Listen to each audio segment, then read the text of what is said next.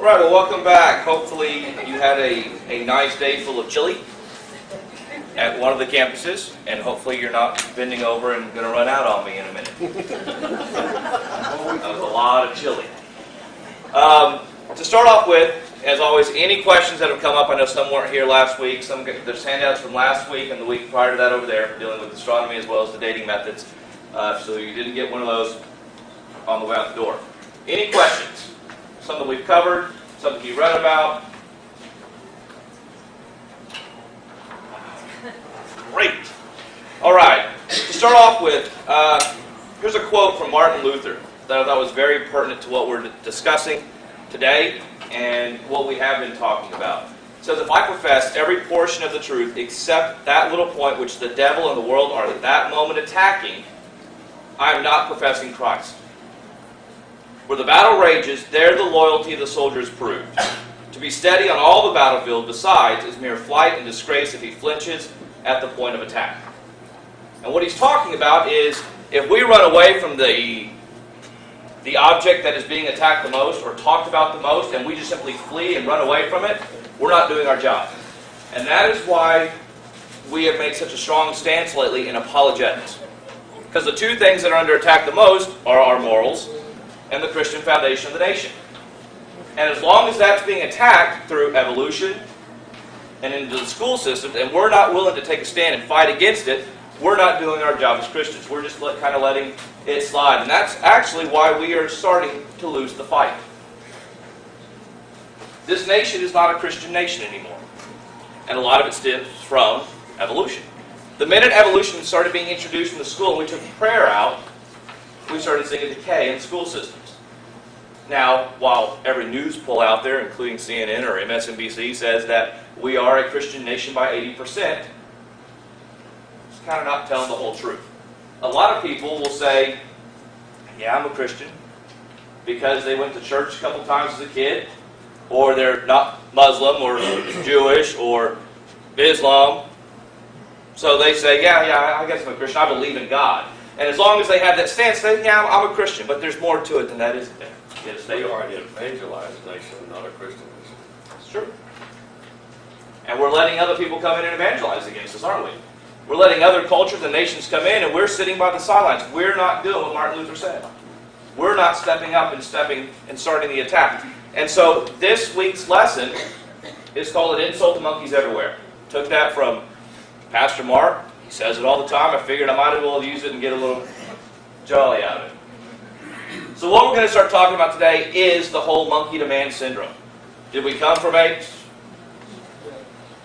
What are the fossils saying? And to start off with, to give you a little bit of background to how we're going to present it, we're going to start with the hoaxes. There have been a lot of hoaxes out there to try to prove the point that we came from something, or people trying to prove Darwinism. So we have a lot of hoaxes to cover first. I do have a small video clip. When we hit that segment, we're going to have to get really quiet because the speakers don't work that great apparently. I was expecting it to come to the TV and it didn't. So if you can't hear, I'll just repeat it later on. But to start off with, school textbooks. What are we told? In one of the most popular biology textbooks, we're told that if we look closely at our hands, we have 5 flexible fingers. Animals have 5 flexible fingers, and they're called primates. Monkeys, apes, and humans are examples of primates. And primates most likely, key word there, most likely, evolved from small insect-eating rodent-like mammals that lived about 60 million years ago. Most likely. Key word there. And unless you really look at it, you just glance through it. Most kids, when they're reading a book, are they really thinking about what they're reading? Especially in a textbook, they're just getting their assigned reading out of the way for that night. Most likely, though, what they hear is, we're descended from rodent-like creatures. Now, to back up that claim, there's no evidence, there's no fossils, there's no rodent-like creature out there that has a human leg sticking to it to say this is where we came from. There's nothing. It's complete fabrication. And where it all started was with Charles Darwin. Who can tell me the name of his book? Origin of Species. Origin of Species. Do you know what the last part of that title is? Most people don't. Origin of Species, by means of natural selection, on the preservation of favored races in the struggle of life. He was writing it from a racist perspective. And that was the reason for him writing it. Was to say, and I mean, I can't bash on it. Most of England at this time was very, very racist, still going through the slavery movement. But by him writing the book, it wasn't a means to say we came from an animal. It was to say how the white Caucasian race came to be dominant and superior. We just left off that title in our textbooks. Now we just say origin of species. But that's not why he wrote it. Another textbook by Miller and Levine, what we use here in Klein in Spring, says, but all researchers agree on certain basic facts. We know, for example, that humans evolved from ancestors we share with other living primates such as chimpanzees and apes. We know. And here we see our little friend say, oh. That's an insult to monkeys everywhere, as we said.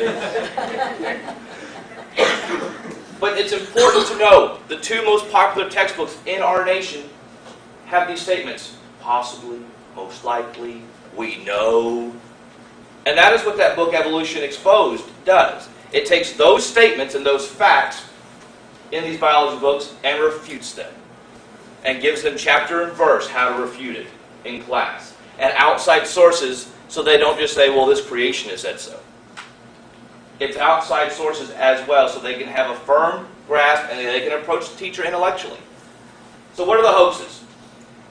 The very first one is called, I love this word, Pithecanthropus. Big fancy word. He was found in Java. What happened was in 1891 they found the skull cap, which is just this top portion of the head, and they found a femur, 45 feet apart.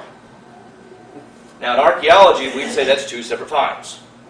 But when we deal with evolution, we don't have to do that. We can say, oh, they're together. There's nothing to tie them in together.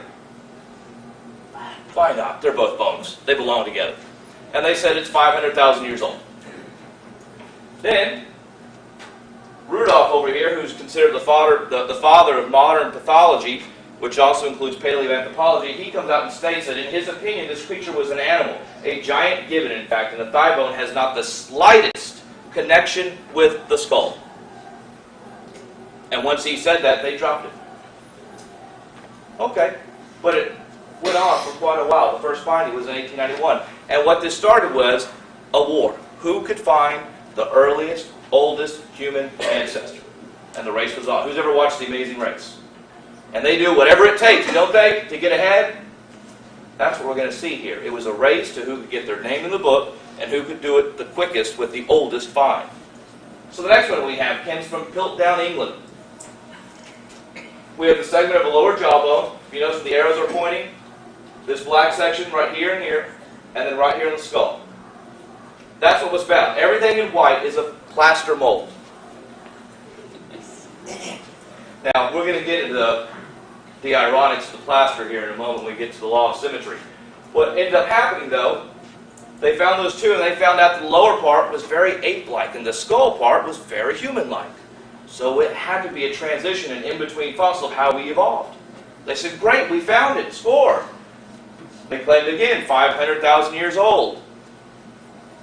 Then they found out, after the New York Times ran an article that said, Darwin's theory is proved true. We know. His theory's out there. They found out it was featured in textbooks, encyclopedias. In 1953, scientists actually studied the work. They figured it was time to finally look at it. They found out that it was a fraud. That the bones were 600 years old, that they were indeed the lower jaw of an ape and the skull of a human. And what had happened was in Piltdown, somebody wanted to prove Darwin's theory, and they found these two bones. They buried it in the gravel pit. They pulled them out later on. Look what we found! And they put them together, and for 50 years it was featured in textbooks, encyclopedias, as the missing link. 50 years is a long time. Until they finally looked at it a little bit closer and went, well, duh. Then we get to Nebraska Man. He's one of my favorites. Who's familiar with the Scopes trial? The Scopes trial back in 1925 is what actually brought evolution into the classroom and kicked creation out of the classroom. What happened was, a gentleman was teaching evolution. They said, wait, you can't teach evolution in the classroom. So they had a big trial about it. And turns out, he won the case. And he won it with a simple argument. They approached the creationists, I forget the gentleman's name at the time. On the stand they said, can you tell me, sir, how Cain got his wife? I don't really know. Can you repeat that a little bit louder, sir? He goes, I don't know how Cain got his wife. Proves it. The Bible's false. Because he couldn't defend a simple statement, such as where Cain got his wife. Anybody else tell me? Probably one of his sisters, one of his relations. The Bible says that Adam had many sons and daughters. And it was not outlawed to not rule your direct descendant until later on with Moses. So at that point in time, yes, it would have been his sister. They were the only people there. And that was the argument they were trying to make for the gap theory.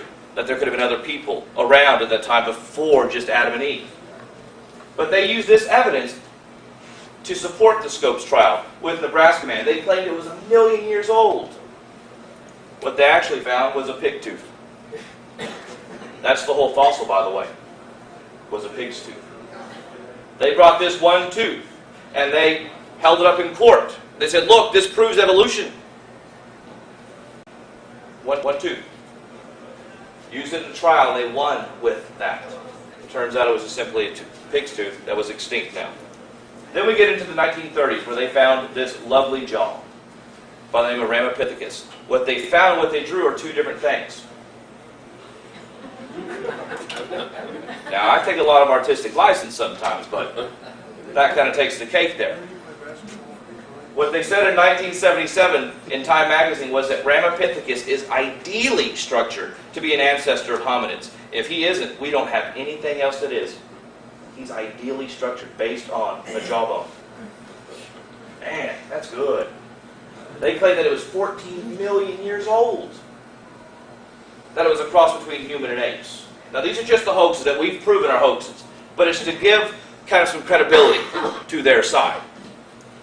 The truth is, in 1970 they found a baboon that had the exact same dental structure, same jawline, everything. And so they ruled that Ramapithecus was no longer a human ancestor, but he was in fact an extinct baboon. The problem with that is that he'd stayed in the textbooks for quite a long time. The encyclopedia now says about this, as of 2001, that he was an extinct group of primates that lived from about 12 to 14 million years old. They couldn't get rid of that date. By the way, this was found out of what's called provenience. They had no way to date the structure around it. This was a guess that he's 12 to 14 million years old. They didn't even use one of those faulty dating methods we talked about. They simply guessed it. It says that although it's generally an ape-like creature, Ramapithecus was considered a possible human ancestor on the basis of the reconstructed jaw and dental characteristics. Complete jaw was discovered in 1976, was clearly non-hominid, non-human. However, and Ramapithecus is now considered to be an ancestor of an orangutan.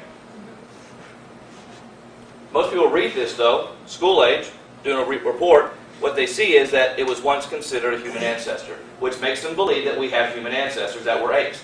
That's the tricky wording. That's how they play the game. They corrected it, but what did they leave in? Did they say Ramapithecus is an extinct ape? Or did they say once believed to be human? Which gives them some kind of credibility at that point. So, what do we know? Java man, Pithecanthropus, was two different creatures, ape and monkey. Piltdown was a complete hoax, fabricated. Nebraska was a pig. Then we have Ramapithecus, which is an ape. And all the dates in each of these cases were completely wrong. Remember 500,000 for most of them? Then 1 million, then 14, it was a race. Who can get farther back? They were all wrong.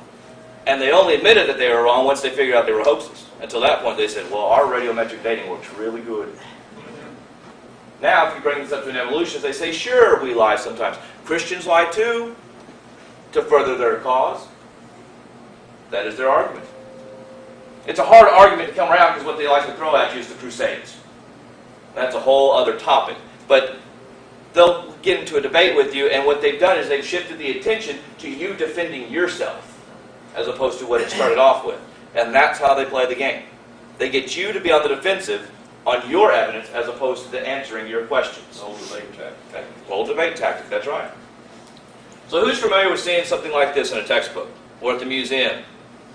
Kind of shows this tree of evolution, how we go up. And if you notice, all these nice little dotted lines. That means we don't know. That's really what it means.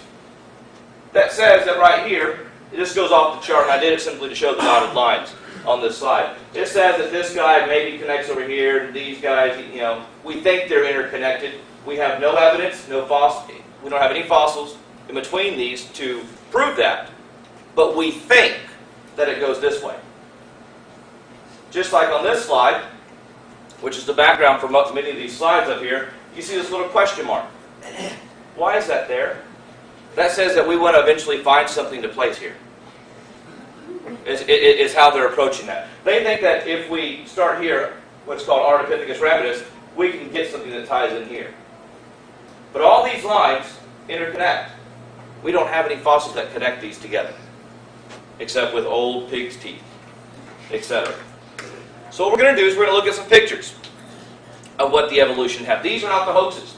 These are the real McCoy, so to speak, the real thing that they want to tell you we came from. First one we start with is Ramapithecus ramidus. I just like the name. I love these names. They're so hard to say. They're just fun to pronounce all day. A gentleman by the name of Tim White, who we're going to talk about later because he is involved with the find of Lucy. Tim White found this about 10 years ago, and he said it's the most complete fossil find ever, and it goes further back than Lucy, so that's what he's winning he's winning that race so far. Oldest ancestor, most complete ever found. Shows all these characteristics of ape and human. That's all he's shown, is that. What is it? It's a tooth. It's a tooth. This is the lower mandible piece. It's the lower part of the jaw. This is the tooth sticking out of it at the root. In 10 years, now I can speak as an archaeologist, if I went 10 years without publishing a report, I would be fired. Nobody else would hire me to do a job. I wouldn't be accepted in the archaeology community because if you're going to do a dig or a project, you want to put your findings out within at least 2 years. He hasn't written a single report. He hasn't published a single photograph of, he says, 90% complete skeleton. Okay. That's all there is. And what happens is about every 2 to 3 years, when he kind of starts fading away, a new article will pop up in Fox or CNN about this new find, Ramapithecus ramidus, that Tim White has found, and it'll repeat the story. Most complete skeletons found, 90% there, and that's the picture it shows again. And if you do a search for ramidus, R-A-M-I-D-U-S, that's what you're going to find every single time. There's no pictures for it. So we move over to this one called Australopithecus anamnesis. Again, funky words. This is the only thing we have for it. We have the lower jaw and the upper jaw, meaning just this section of the mouth is all we have for this fossil. Yet they want to tell you that it came, or it led into a human, that it walked upright. We might as well just say that it enjoyed pina coladas in the rain on the beach, because it's all made up. They have no information other than we think it's related to us and it's following this line of succession. So what we have so far to say that we've evolved from something is a tooth and a jaw. That's the only evidence we have. But remember, we have tons of fossils that say that we came from apes, don't we? Isn't that what you read? That's the only picture you will find dealing with that species. We go into the next one. This is called Australopithecus afarensis. And we'll spend the most time on this one because this is where Lucy comes from. If you're not familiar with Lucy, Lucy is supposedly an ancestor of ours that was about 4.5 million years ago. Her skeleton is about 40% complete. I call her because that's what her name suggests. Found by Tim White, the guy with the tooth, and Dr. Donald Johansen. When they found her, they said that she was the most complete. We can tell she walked upright. Look at all the pelvis and the knees and all that kind of stuff. And they started putting together a puzzle. And these are some of the composites of what skulls should look like. What they will also admit to in their own book is that they took skull pieces from 13 different individuals to get a skull cast. I should say 13 different specimens. Because the bones of Lucy, as well as most of these Australopithecus, were found amongst bone beds of primates, extinct apes, baboons, chimpanzees, etc.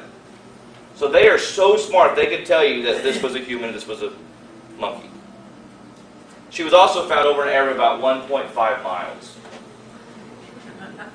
So I always like to throw out this puzzle to people. If I had 3 or 4 or 5 different puzzles, all cut by the same machine, but different pictures, broke them all apart, threw away the boxes so I didn't know what it looked like, scattered them from Spring Baptist over to Old Town Spring, waited about 10 years, and then sent you on a hunt. Would you find some pieces that would actually fit together? Yeah. Would they be the right picture? And that's what we're seeing here. Skulls tend to break the same way because we have these sutures in our skull. Soft spots for babies. Skulls tend to break along those sutures. It's common knowledge, including primate skulls. So, here's a picture. It's actually a fairly complete picture. What you see in the brown is actually plaster. But do we have any kind of information up here? None. Let's look at another one. All of this is plaster. So do we really know how tall the skull was? How tall or how wide up it was? Because it's all plaster. Now, what we're going to talk about is the law of symmetry. Law of symmetry says whatever I have on one side, I also have on the other side. Butterfly wings. They're the same color on each wing. Okay? So if I have this bone of a skull, I know what this one looks like. So I can make this one out of plaster and say, well, I have this half, so I can make this half. You're going to see some skulls here in a minute where they don't have either half. It's all plaster. So, again, we can't put this forward in a museum as fact.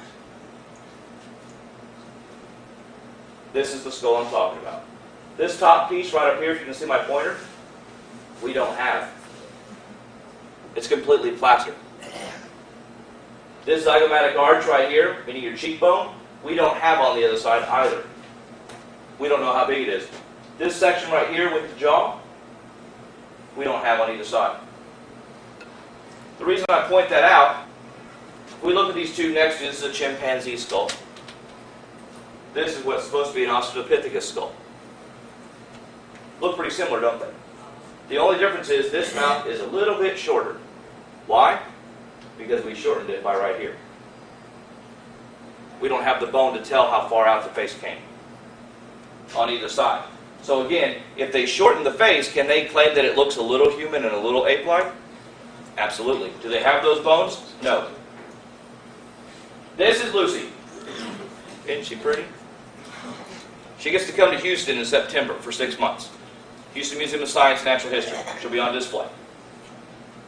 Lucy, they say, walked upright, and we know this from nothing else other than her pelvis and her femur. Where the femur joint pops into here means she walked upright.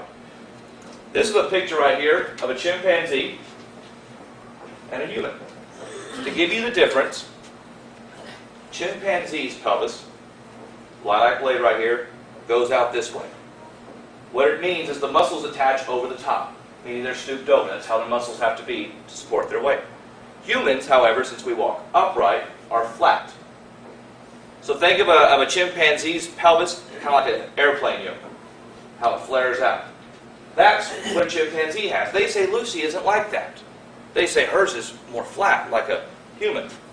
Here's where the video clip comes in to see how they made this. And to give you some background to it, in case you can't hear, we have to be really quiet. A gentleman by the name of Owen Lovejoy took it out, and he makes a statement in this video that it didn't look quite chimp or quite human. It couldn't have walked like a human. It was very chimp-like. And so he said, oh, there's a problem. He says it was actually broken, and they show a little clip of a deer stepping on something. It was actually broken, and then it fused itself back together the wrong way. And this is what he's saying, and he's a famous paleontologist. And then it shows him using an electric sander. He makes a plaster mold and starts sanding it down, and chunks are flying off. And he says, now that the tricky part's done, and I put it back together, and there's all these holes through it now, it looks just fine. So he didn't like the way it was. And that's what the video is. So if you be quiet, please, and you'll see what it's talking about. The ape that stood up, it was a revolutionary idea.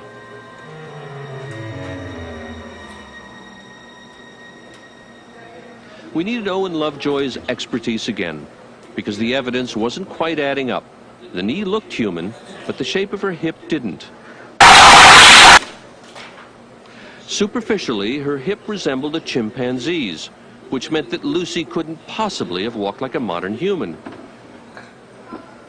But Lovejoy noticed something odd about the way the bones had been fossilized.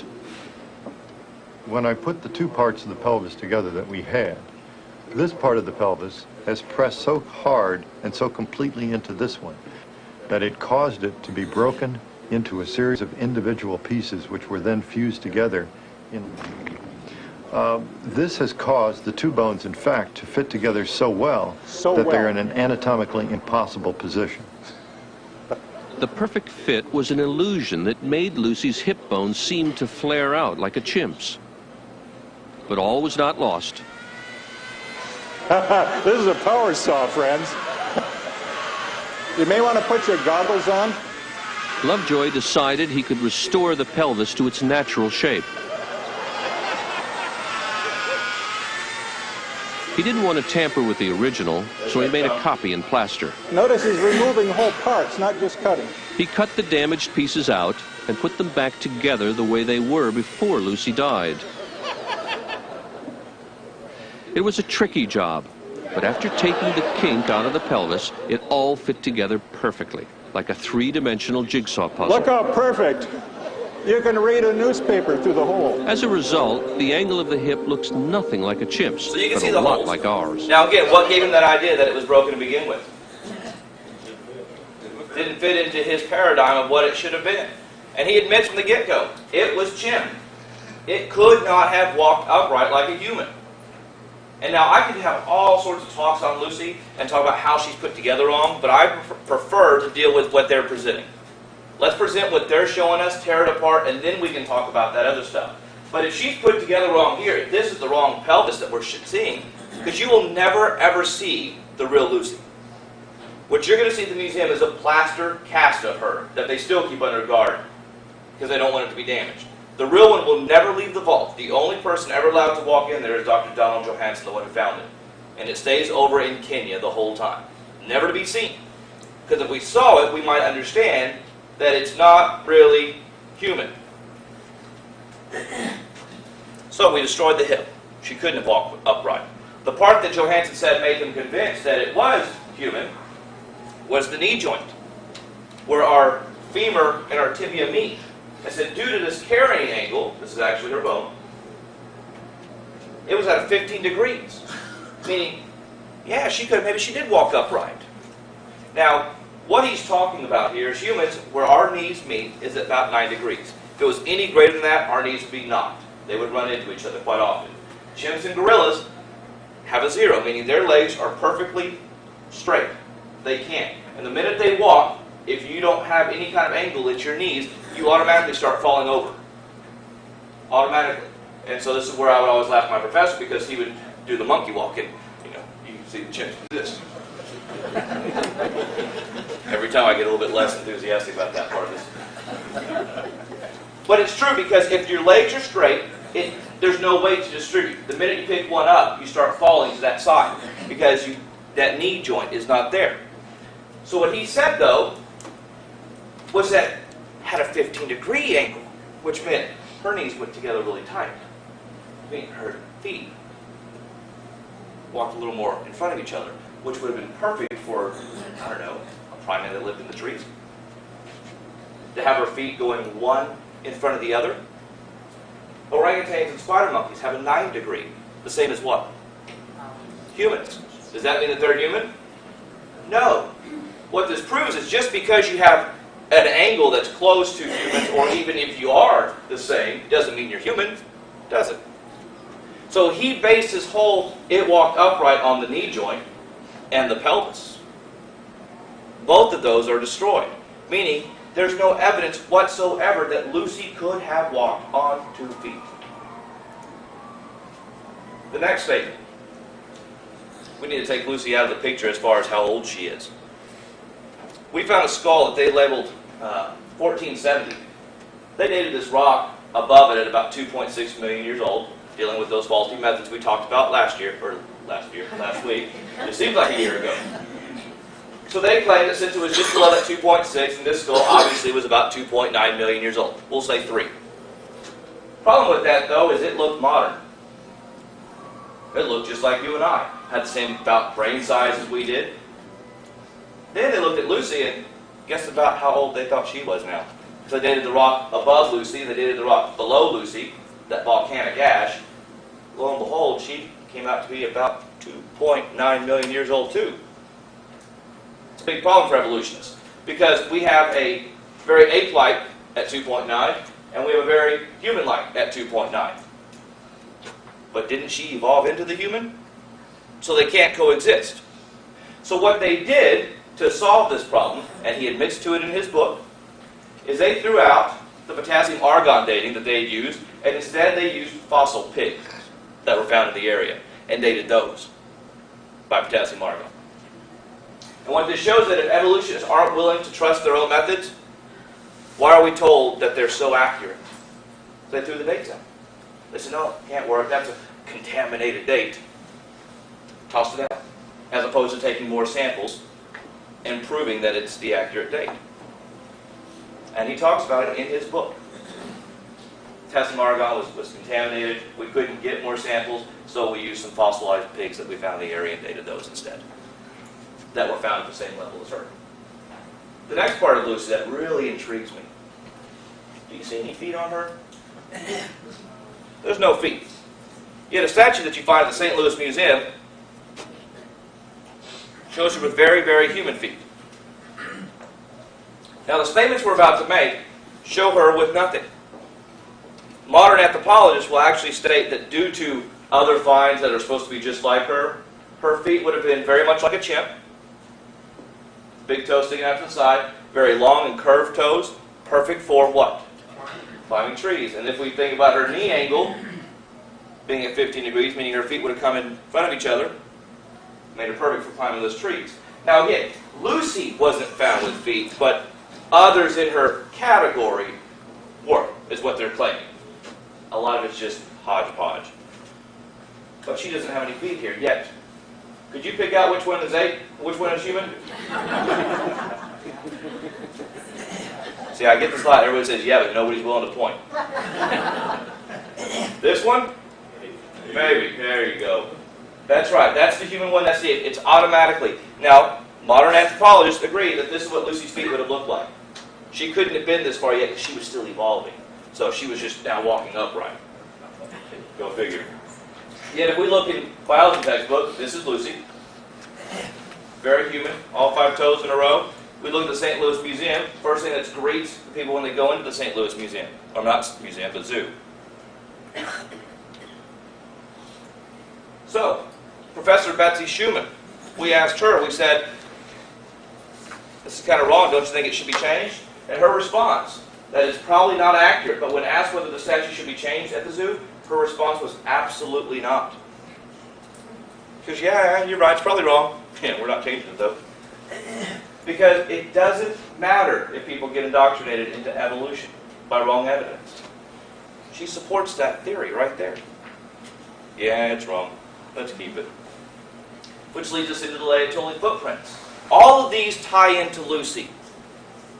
These footprints were essentially found to date about the same time as Lucy, 4.5 million years ago, in a volcanic ash bed, meaning it had been made while the ash was cool enough to walk on, but it was still soft, like mud. And they walked across it, somebody or something. Actually, we have about 3 individuals, larger, adult, child, and we have another child's footprints inside the larger ones. Were uncovered. And this extends for about 17 feet before they fade away. And these are preserved.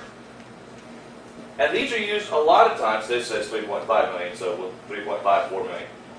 These are used a lot of times to show that these ancient apes were walking upright.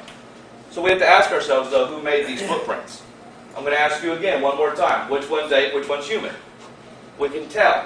When a human walks, it goes from the heel of the foot to the ball over to the big toe. That's how our pressure points work. And anytime you walk, you'll notice your shoes wear down on one side quicker than the other. That's because of that. Apes don't. All of their pressure is on one side of the foot. Meaning if you were to have an imprint, the heaviest side would be on the outside. It should be deeper. This is what a Ape and Human footprint looks like. Which one matches up better, the ape or the human?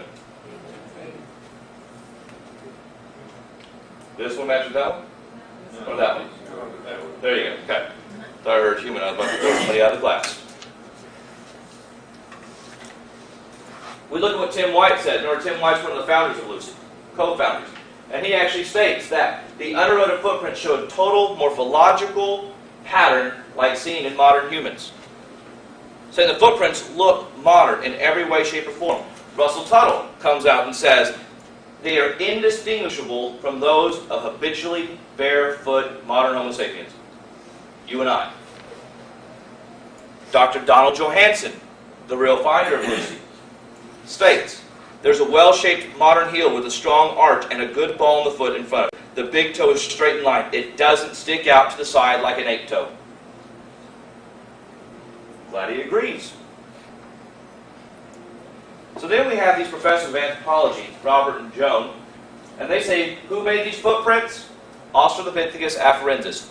Lucy is a likely suspect because she is the only hominid whose remains have been found in the area. And A. afarensis is only known hominid to have lived in East Africa at the time these tracks were made. And a hominid just means something that walked upright. Doesn't necessarily mean human. So what they say is it had to be Lucy or her people because they're the only skeletons we have in the area that walked upright. So it had to be her. That's called ignoring the evidence, folks. When everybody says Lucy's toe went like this and your footprint does this, it couldn't have been made by her. All the experts, including the finder or the founder of Lucy, said it was a modern human. Just the way it moved. As far as how the footprints were made, where the deeper sections are. They ignored the evidence. And they still put in the biology books today that the Laetoli footprints were made by Lucy's kind as they walked upright through volcanic ash. Then they make it sound very human because they say, we can tell by the footprints that the small child was probably holding the hand of its mother as it walked side by side. And then the inside, they'll say, how often were you as a child walking in the steps of your parents? Which accounts for the child's footprints inside. They make it sound human. And it wasn't. And that's the other trick they'll use in your textbooks and in the newspaper articles. So we move on. We leave afarensis and we move over to this way. We get this big giant bad boy. And I love this one so much because the only part that's real is this and this. You can't see because the lighting, but it's light brown right here and then light brown right here. That's all we have. Everything else is imagination of plaster in Paris. Which Richard Leakey, another famous paleoanthropologist, said about Lucy. She said, Lucy is nothing more than plaster of Paris and imagination. Now, there was a war between Johansen and Leakey, so you can see why he would have said that. Another picture of this guy. See the brown back here a little bit better? And then down here. Everything else. Is there anything to say what one side looks like to the other by the law of symmetry? Absolutely none.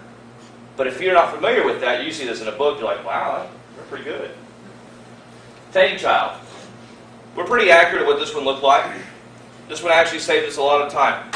As the skull filled in with sand on this one, it actually fossilized the brain section of this child. So it's called an endocast. So we can tell how big the head was. The part that's perfect here is we said that speech was only invented by modern humans. Nobody else had speech. Tame child showed us something different because the inside was fossilized. And we found an area called Broca's area that was well defined in this child. Broca's area, if you don't know, is responsible for all of your speech. All speech comes from this area of the brain. And it was very well developed in this species who was not supposed to have speech because it was an ape. What does that tell us? That this is really just a human child. That's all it means. Then we got this guy. We move on a little bit lower. As we move on, are we supposed to be getting more advanced or less? More. This is called black skull. This is the actual skull.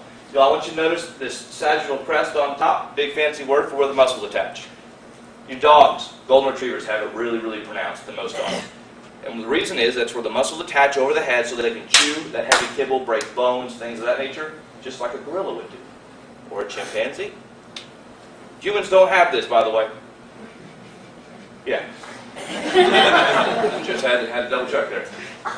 Very, very primitive there. We move on a little bit further. What they tell us about humans is that we know things aren't human because the shape of the skull is different. These are all the same species. Do they all look different? So by their own standards, these three should not be related. But they are. They're all in the same category. And how they did that was they looked away from the skull and they said, well, their teeth are all the same. They look to the dental records instead. And again, this is all made up right here. His whole lower jaw is. But they're all three very different in size and shape. But yet we say this is what it looked like. If you go to National Geographic or Time Life and look at their anthropology section or the paleontology, this is what it says these three skulls look like. Do we have any neck vertebrae? Do we have any legs, arms, fingers, anything? None. Complete fabrication, but that's what they'll put in the books. So lest we digress, we look at another one. The reason I show all these super primitive ones is, again, they're still saying these guys walked upright. Because remember, walking upright started way down here with that tooth, Ardipithecus ramidus, and Lucy.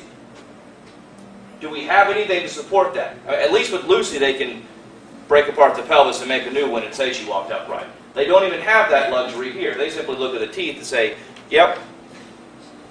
Then, along with these creatures, they say, now there's a new article that came out in Fox News about we can tell what they ate based on their dental enamel.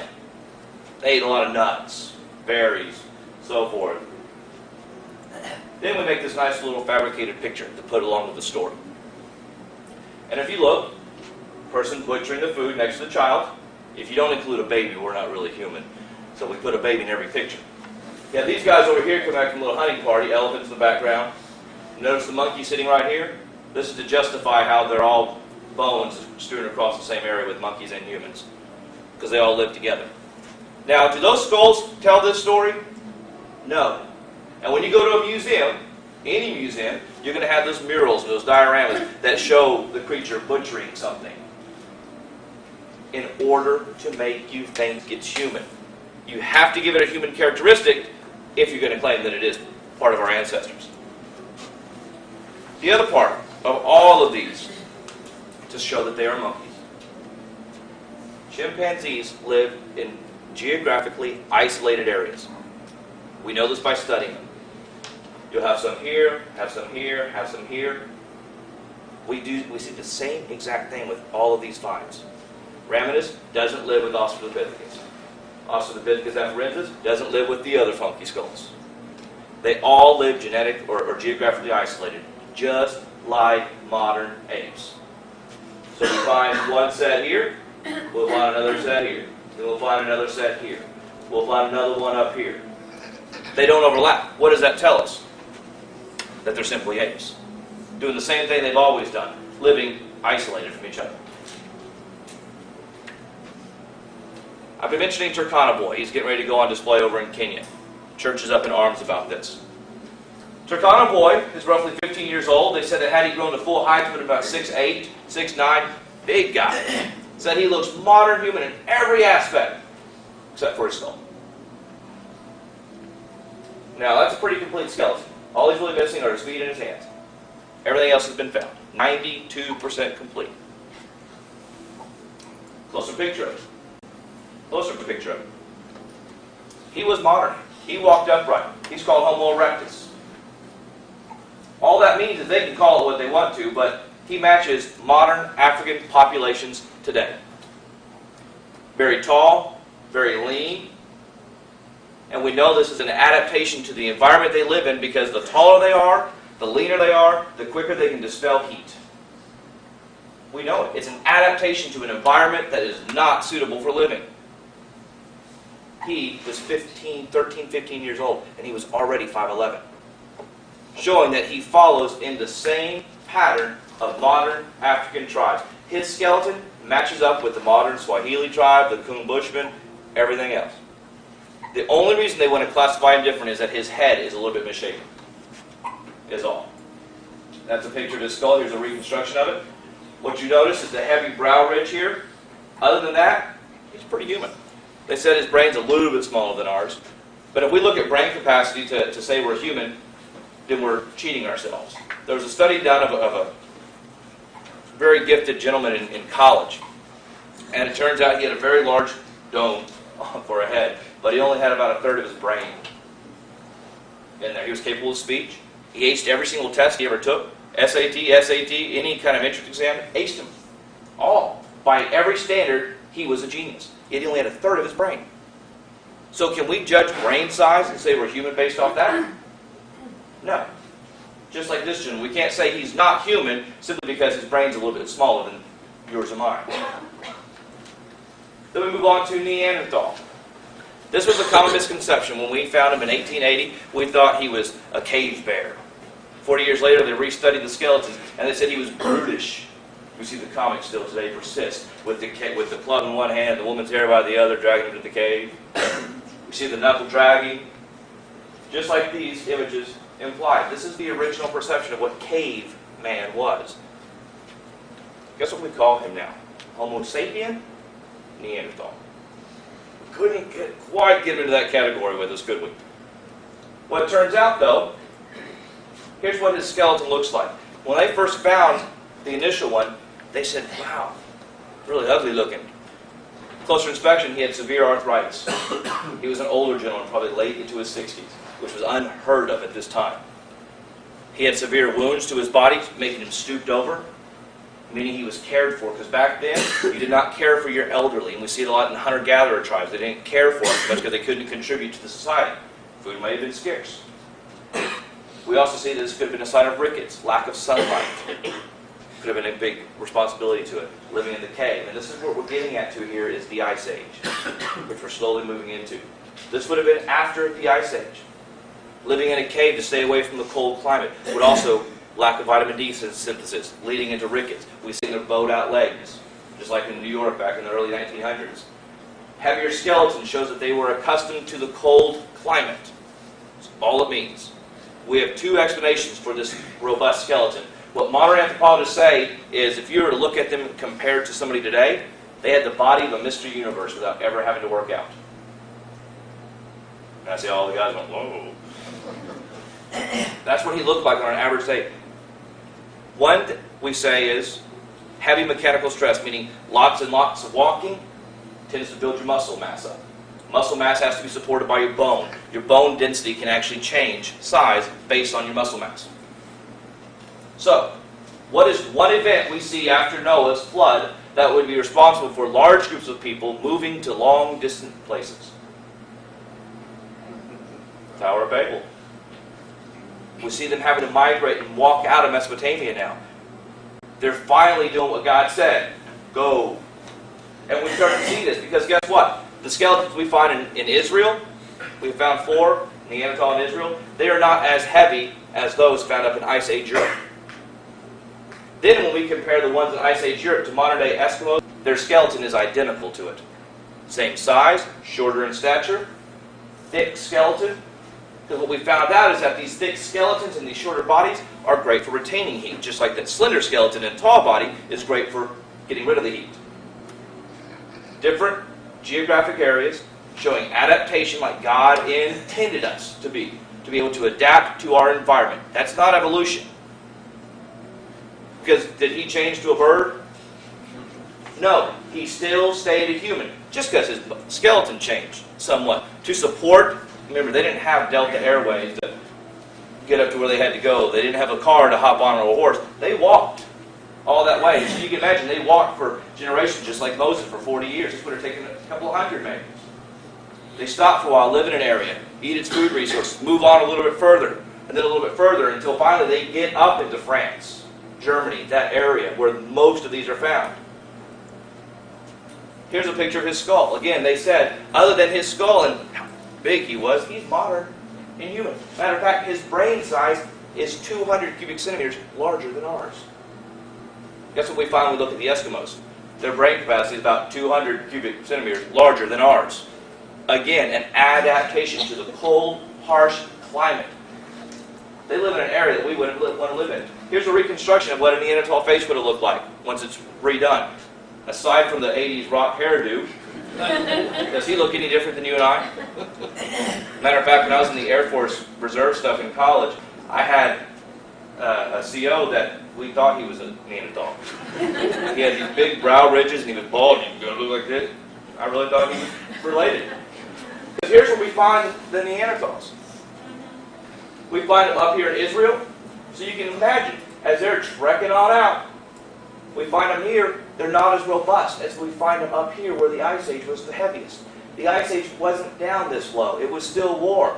So we can account for that thickness in skeleton and muscle mass based on movement. And anthropology confirms that. That's observational science again. That's not origins. Side by side, we can see how much thicker this guy is than us. So there's lots of articles that come out lately about how we find a skeleton that, oh look, he looks partly human, part Neanderthal. Are we related to each other? Yes. They want to do the genome project on these skeletons to prove that we are not tied into them genetically. They want to say that Neanderthal or caveman died out. And the reason we think that they're dumb is because they lived in caves. Because we look at our house and we go, well, who would live in a cave? Well, I'm sorry, if you see my electric bill, I'd want to. In a cave, it is 74 degrees in the winter and in the summer. It stays climatically acceptable in that area. So again, if it was an Ice Age, big glacier sitting outside your front door, would you want to come out of that cave? No. No sunlight. Vitamin D is not being synthesized in your body. Your children are getting deformed skulls, faces.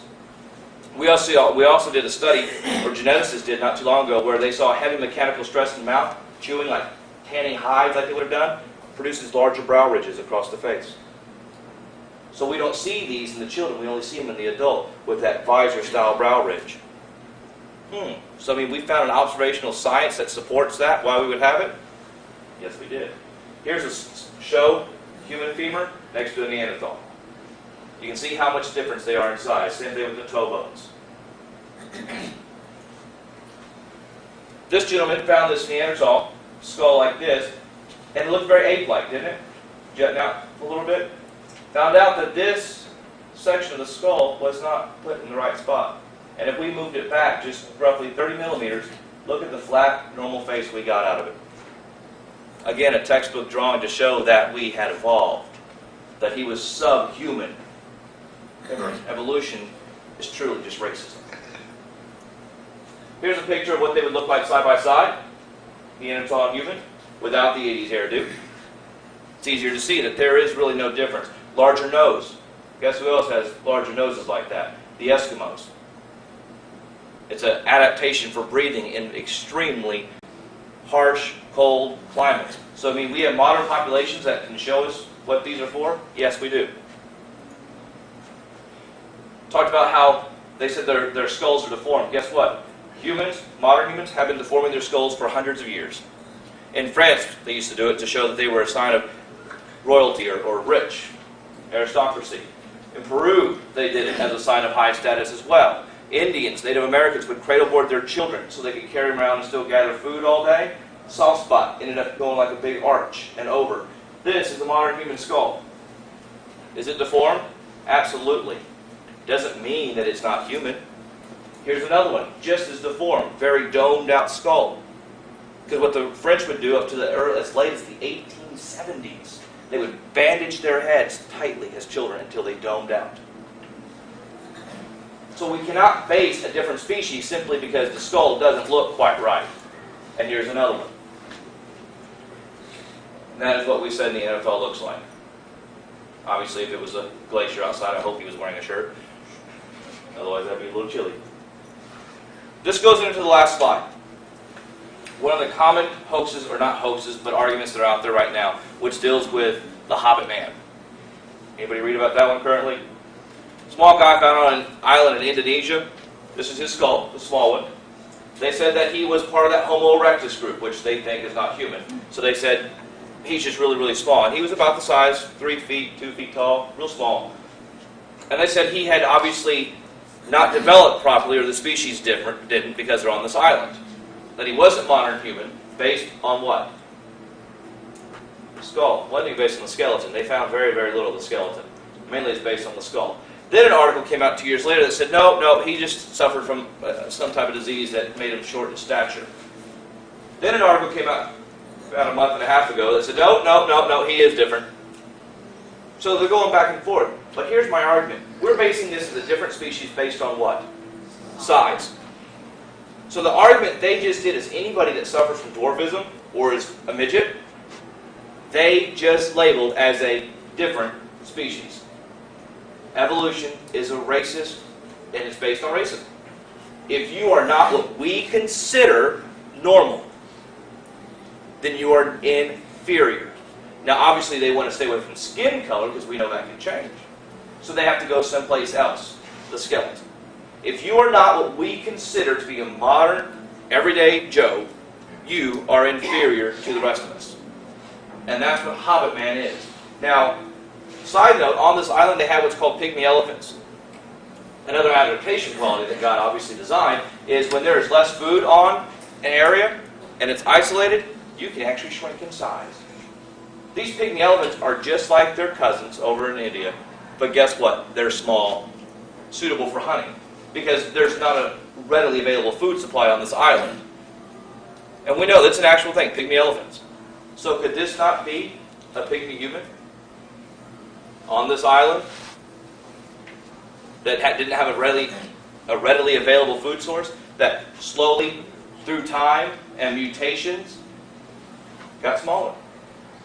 So what evolution wants you to believe is for it to happen, there has to be a gain of information. Something has to be added, and that is beneficial, or evolution cannot exist. What we see is we don't ever see the gaining of any kind of information. We only see the loss of information. If he stopped growing, guess what? That's not a gain of information, that's a loss. That goes against evolution. We see it in dogs, poodles, guess what? The reason they get that really ugly hairdo, sorry if you have a poodle, is because they lost the information that tells the hair when to break off. Through all that breeding, that's why poodles look that way. They didn't gain information, it was the loss of information. That's what we see. That's observational science. Nothing we have seen so far in any of these slides proves evolution. Just proves that they were humans that looked slightly different based on where they lived. That's it. Nobody would ever suppose to go over to the Kung Bushman and say, watch somebody die and say, well, you're not human. Yet we see the skulls and skeletons look just like that. So truly, this is what we need to see. A timeline that doesn't have all those interconnecting dotted lines. All we know is we have a skull here, or a skeleton. And some skeletons here. Some skeletons here. Some skeletons here. Nothing on this slide connects. That's the facts. No matter what you want to call them. This is what science proves. Skeletons, skeletons, skeletons, skeletons. Call it what you will. That's all we have. We don't have anything that connects them. So just like when you go to the museum and you see the dinosaurs that are all interconnected, we don't have that evidence. And we'll get into the dinosaurs either next week or the following week. Next week we'll either do the flood or we'll do dinosaurs. One of the two. Depends how I feel tomorrow. And with that, again, the books are still over there. If you would like to know more about them, let me know. All the copyright is removed from that one and this one as well. So they're available to be reproduced, given out, emailed out. The first book has a CD in there with all of its illustrations and text on a Word file. So you can use the pictures, email them out to people, put them in church bulletins, whatever you want to do. And then also I have all four of the latest CDs. The fourth one is not finished, it's still burning at home right now. And then the other three over there as well from the past 3 lectures we've done. So if you have any questions, I will take them now. Yes, sir. What about Peking Man? Peking Man is the same as Java Man. Leaky discovered him. Yeah, excuse me? Leaky discovered him. I was just curious. Are you sure it was leaking? That's the geographic. I believe it was Du Bois. I can go with that. I would say much. That's it. Peking Man, the reason it's called Peking is because he was found over in the area of Java and China, whatever. That was usually Eugene Du Bois who did most of that area. Richard Leakey didn't, and his dad, Lewis, didn't venture much out of Africa. And I mean, as a side note to Leakey, it's really kind of funny. He never graduated from college. He wanted to go so bad, he wanted to follow in his dad's footsteps. He'd been raised out in the plains of Africa. Lewis Leakey wanted to be a missionary originally, then found out that evolution and Christianity didn't go together. Imagine that. So he thought it disproved the Bible, so he started hunting fossils out in Africa. Richard spent most of his time there. He, about halfway through college, was really, really bored with it and went over to National Geographic and said, please, please, please give me money based on my name. And they kept knocking and knocking, and they said, fine, tell you what, you can go and hunt fossils, but if you don't find a single thing, don't ever come knocking on our door again. They gave him $14 million to do it. Guess how many he found in 1 year? 141. Amazing, isn't it? he had a little pressure, and since that point on, he's the poster child for fossils and so forth. The Leakey name is world famous, and there's a war between the two. Dr. Johansen, who did Lucy, and Richard Leakey, who did Homo erectus and Homo habilis, they're at war because Johansen got further back than he did. And that's really where the war started. And they hate each other, and at lectures they badmouth each other because one got further back, and they don't like each other for that very reason. Plus, it was the Leakey family that found the footprints. Anything else? Sir? When did the Ice Age occur in your belief? Ice Age would have been just after Noah's flood. Lasted about 700, 750 years. Which we're actually going to have one class devoted just to nothing but the Ice Age. Promise. So far, the ones I'm looking at still to do, we're still going to do one just on the flood and flood geology. We're going to do one on just dinosaurs and how they walked hand in hand and how they were on the ark and how we have evidence of them as late and early as 1500 currently in North America. We're going to do Ice Age. We're going to do stuff on intelligent design, and we'll talk about how the body is so intricate and things of that nature. So, and then there'll be a few other topics in there that kind of come out of it. Yes, sir? I don't know if maybe, since I missed the beginning of lots of them, maybe I missed this already. What about the supercontinent? Are we going to get into that? Supercontinent will be discussed when we do the flood. Okay. Yeah, basically talking about Pangea. And yes, just a little heads up, we do agree that there was one continent. Yeah. The Bible states that all the land was in one spot, all the water was in one spot, and we see evidence of it with the fossils. So that's kind of a neat little part too. Anything else? Well, if not, have a great night, and thanks for coming.